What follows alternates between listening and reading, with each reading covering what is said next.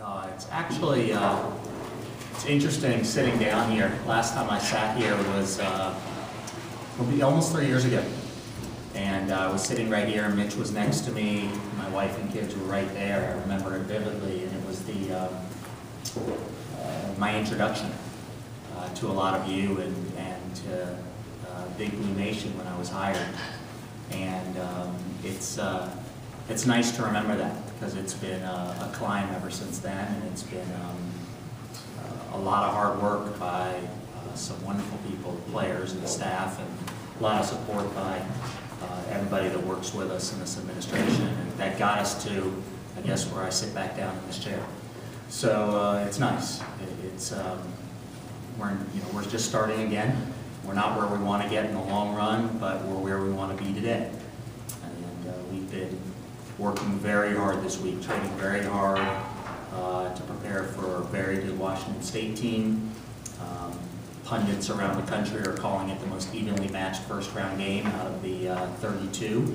I think that's probably fair. Very different styles, but I think a very even match. And it'll come down to a couple moments. And we know that, as well it should at this level.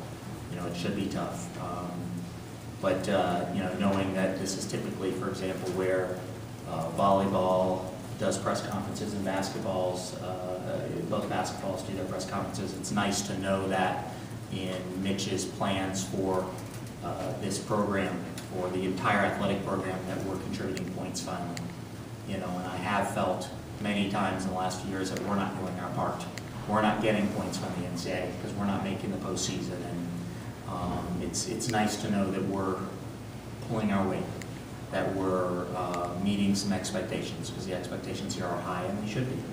So that feels great. It really does. I guess that's it for me. How do you make sure that your team doesn't just be satisfied by making the tournament? It's a great question. You can look at them. They're not satisfied. In fact, my concern has nothing to do with them being satisfied. It has to do with them handling the moment because of how excited they are.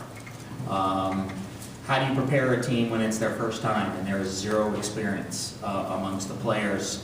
We talked about that in the locker room. I'm a big one that if there is an issue, I don't hide from it. I say, we're going to talk about this. If we're not good at something, we're going to talk about it. If we're worried about what could happen, we're going to talk about it. So we talked in the locker room today about how do you prepare a team for their first time when they've never been in this moment before? And the way you do in any sport is you go back to the basics. You have to do the basics well. And so we talked about what are our basics. What do we expect our backs to do, our goalkeepers? What do we expect our mids? What do we expect our forwards to do? What are those visual cues that we work on every day in practice?